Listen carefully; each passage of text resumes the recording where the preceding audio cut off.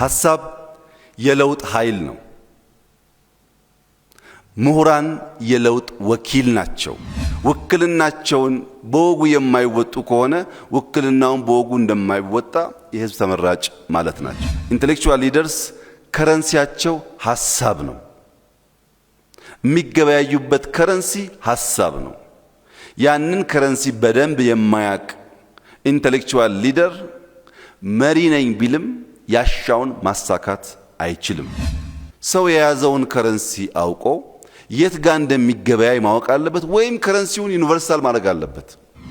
ምሁርነት ሐሳብ አክባሪ፣ ሐሳብ አፍቃሪ መሆን አለበት።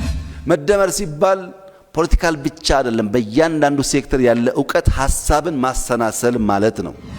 እናንተ ሼልፍ ላይ ብዙ ሐሳብ አለ። ከኢንዱስትሪ ካልተደመራችሁ ፈጠራ አይሆንም፣ ቴክኖሎጂ አይሆንም። እናንተ ሼልፍ ላይ ብዙ አይዲያ አለ።